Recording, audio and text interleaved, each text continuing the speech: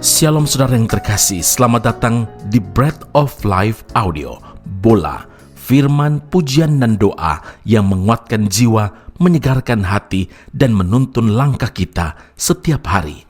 Dimanapun Anda berada hari ini, di rumah, di tempat kerja, atau dalam perjalanan, percayalah bahwa Tuhan sendiri hadir untuk menyapa Anda, menguatkan Anda melalui firman-Nya. Doa kami agar setiap hati dipenuhi, setiap jiwa disegarkan, dan setiap langkah diperbaharui oleh kasih Allah. Tuhan Yesus melawat Anda dan siap memberkati Anda. Hidup ini adalah kesempatan. Hidup ini untuk melayani Tuhan. Jangan sia-siakan waktu yang Tuhan beri. Hidup ini harus jadi berkat. Hidup ini adalah kesempatan. Hidup ini untuk melayani Tuhan. Jangan sia-siakan waktu yang Tuhan beri. Hidup ini harus jadi berkat. Oh Tuhan, pakailah hidupku selagi aku masih kuat. Saatnya nanti ku tak berdaya lagi. Hidup ini sudah jadi berkat. 2 Tawarik 12 ayat yang ke-12, oleh sebab raja merendahkan diri, surutlah murka Tuhan daripadanya, sehingga ia tidak dimusnahkannya sama sekali. Lagi pula masih terdapat hal-hal yang baik di Yehuda.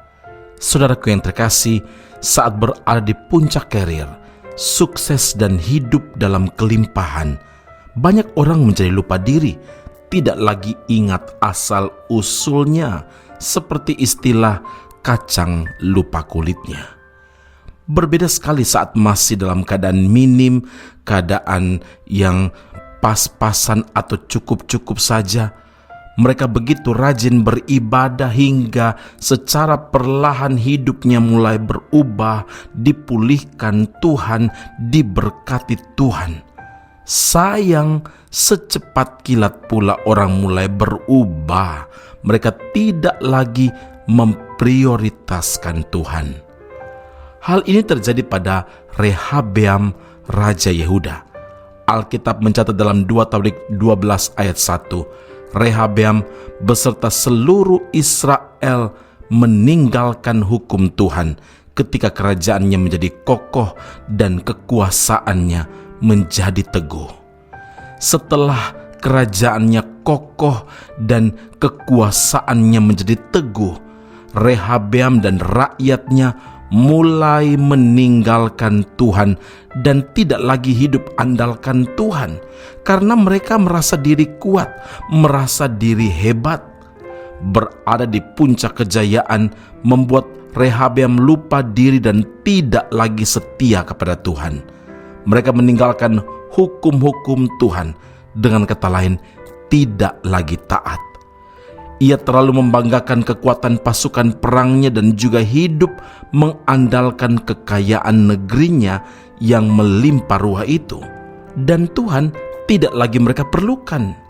Firman Tuhan memperingatkan dalam Yesaya 31 ayat 1, celakalah orang-orang yang mengandalkan kuda-kuda, yang percaya kepada keretanya yang begitu banyak dan kepada pasukan berkuda yang begitu besar jumlahnya, tetapi tidak memandang kepada yang Maha Kudus.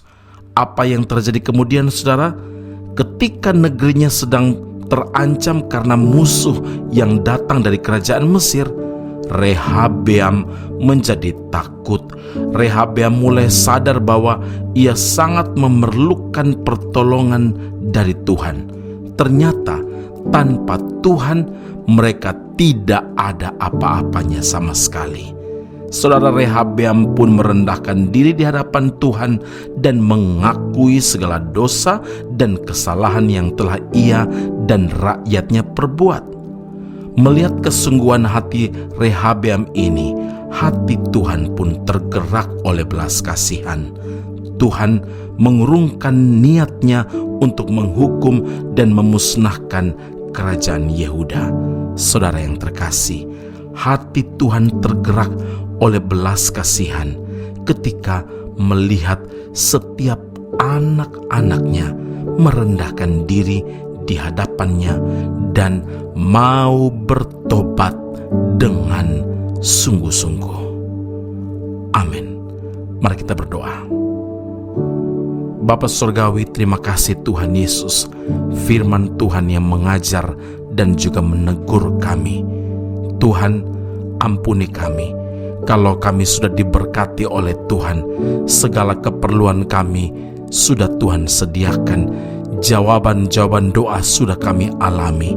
Kami mulai perlahan-lahan meninggalkan Tuhan dengan cara tidak lagi setia, tidak lagi taat. Bahkan ada begitu banyak alasan sehingga kami tidak punya waktu untuk beribadah kepada Tuhan. Bapa, ampuni kami Tuhan Yesus, karena ketika kami diberkati, kami tidak lagi mengandalkan Tuhan.